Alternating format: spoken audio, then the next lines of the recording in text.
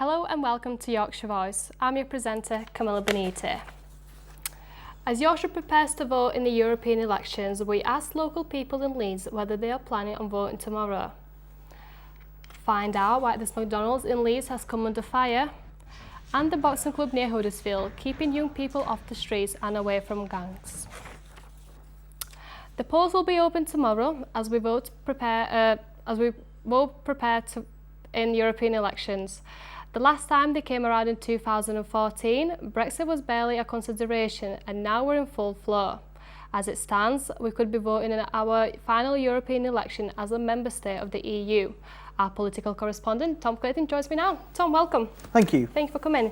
Now, what are we voting for tomorrow? Well, Camilla, like I say, we're gearing up for the European Parliament elections, and we're voting for our members of the European Parliament, which we call MEPs. These are like your local MPs, but they cover the region as opposed to the actual constituency. We've got 6 in our region, which is the Yorkshire and Humber, and that's only matched by Scotland and the South West. Now, we asked people in Leeds whether they're going to vote tomorrow.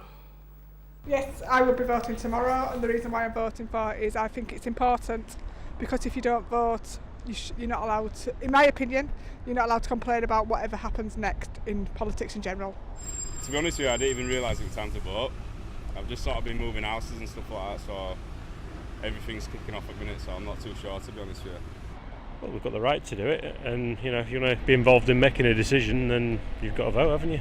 You've got to try. If we don't try, what's the point? But we're not going to be in the EU for any longer. Why should we vote?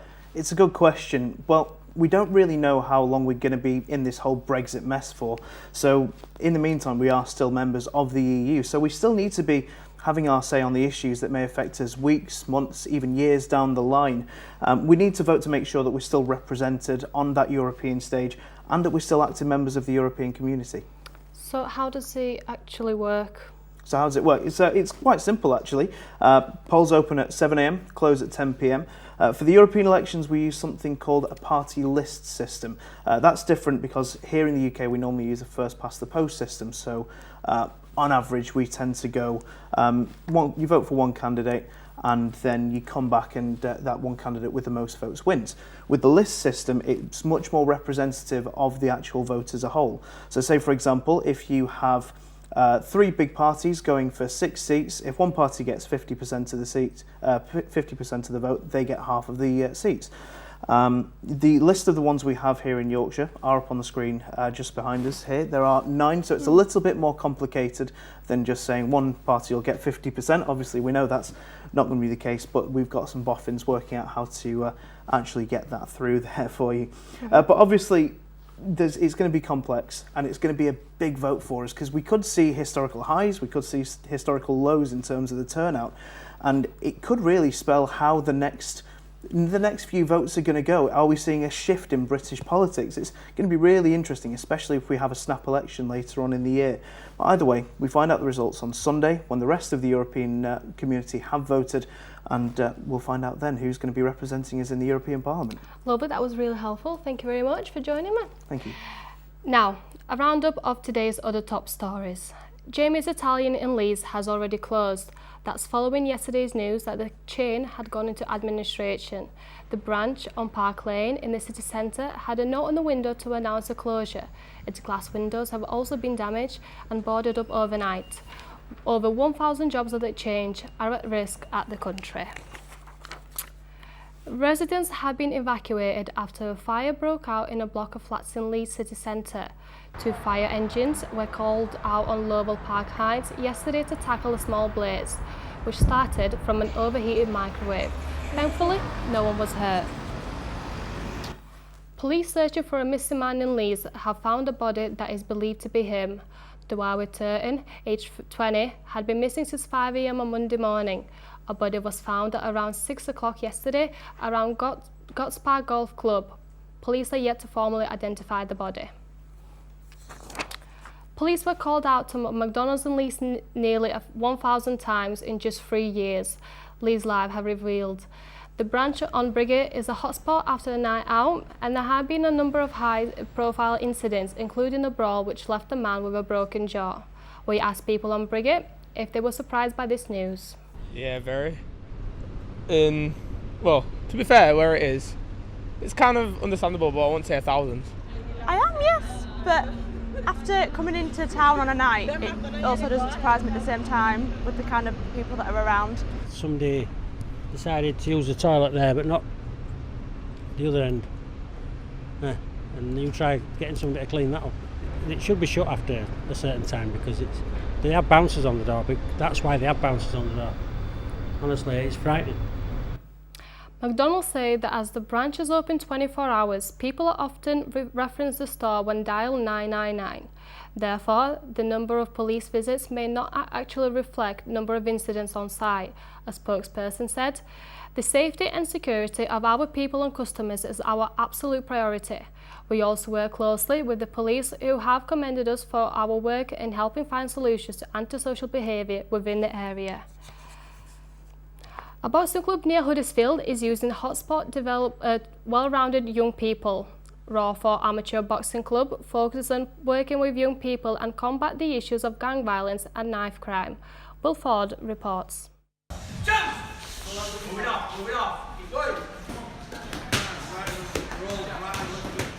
Rawthorpe Amateur Boxing Club provides a safe environment for young people to express themselves. With gang violence and knife crime a rising problem in West Yorkshire, centres like these are more important now than ever before. We're working with a lot of hard-to-reach groups. We work with young offenders, we work with antisocial behaviour units, we work with the hard-to-reach young people, people from PRUs, and that money then will enable us to go out and do that a little bit more. Most boxing clubs out there, and no disrespect, they want to make champions, which, you know, we'd love a champion here. I want to make community champions. I want to make better people, better young people, but better future, better adults.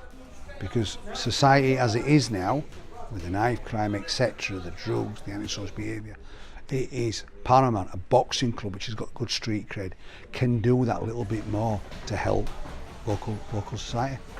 So you give me two kids, one that's a bullied, introvert kid, and one that's possibly on a young offender, extreme, maybe a bit violent, I will bring them both to the same level, because one will get the confidence to grow, and the other one will be calmed down, using boxing tools again, to bring them out of themselves.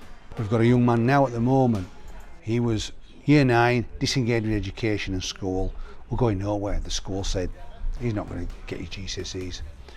He started boxing when he was year 9, got into it, he had an aptitude for the sport, he got the discipline, he got the know-how, the way about him. He then became one of our boxers, travelling the country, going into national competitions. He now is just about to sort of back off the box a little bit, because he's gone from year 9 going nowhere, doing nothing, no aspirations about anything, to leave with all his GCSEs, to go to the #1 college in our town. He's sitting his A-levels now. He's just got a place now in Sheffield University to do an architect's course.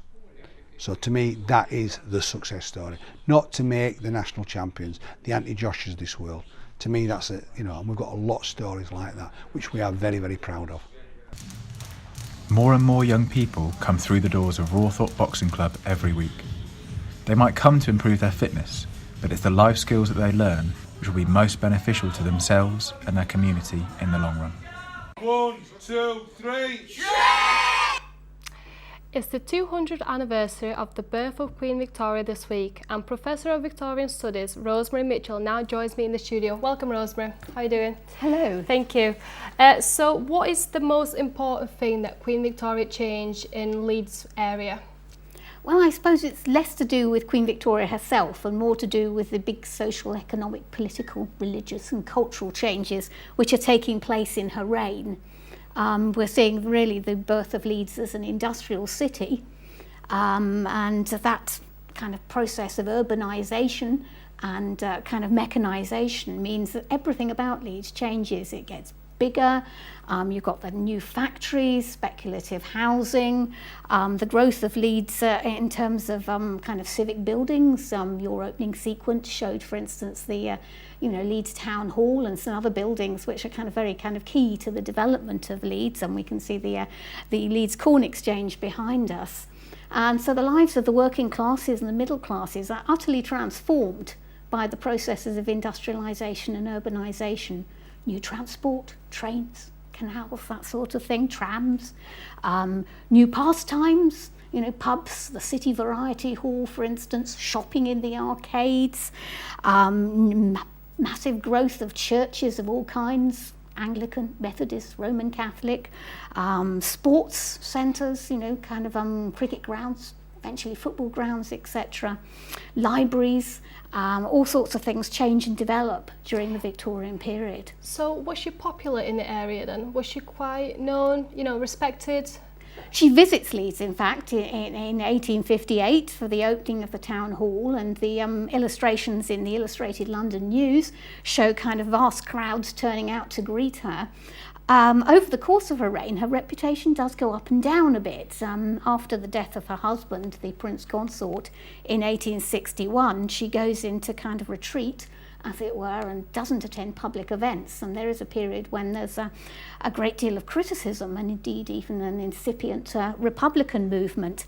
But by the time you get to the Jubilees of the 1880s and 1890s, she's become a sort of cult paternal figure, Queen of Britain, but also of the Empire as well. That's lovely. Thank you so much for joining us today. Now, did you know people who were born past 2007 are expected to live past the age of 100? That's according to a study by Dr. Gabby Pfeiffer, a psychology lecturer at Leeds Beckett University. She hosts a psychologist in the pub at the Victoria Hotel in Leeds to teach how people can live longer. The talk is largely about working and living in an age of longevity, so it's all about people getting older. And I think what I want them to take away is that, knowing that they may have a chance of actually living until 100 years of life, there's a really high chance of us living much longer than we expect. And so if they take that away, also to consider that they may have to work longer and how to live and work more sustainably over such a long period of time. If you're living until 100 years of life, you may want to plan ahead. How do you live sustainably, not to wear out mentally and physically, to live in your body for 100 years of life? And how to then also consider your finances. How do you finance yourself if you live until 100 years of life? So hopefully people will be challenged.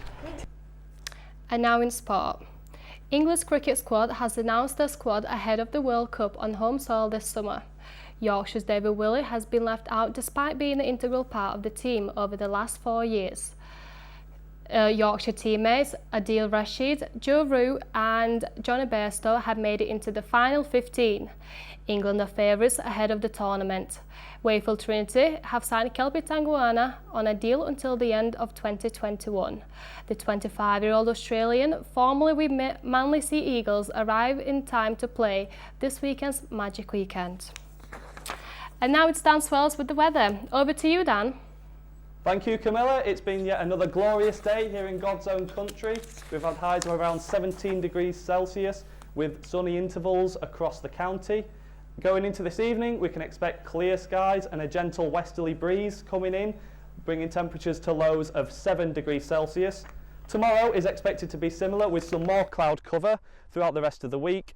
And while temperatures haven't been as hot as we've become accustomed to, there is good news for hay fever sufferers as the pollen count is going to be low and stay low throughout the remainder of the week. Thanks, and back to you in the studio. Thanks, Dan. And that's all we've got time for on Yorkshire Voice. Remember to keep up to date with all our news stories from today on our website at Yorkshire-Voice or follow us on at Twitter at YorkshireV. From all of us here in the studio, have a lovely night. Goodbye.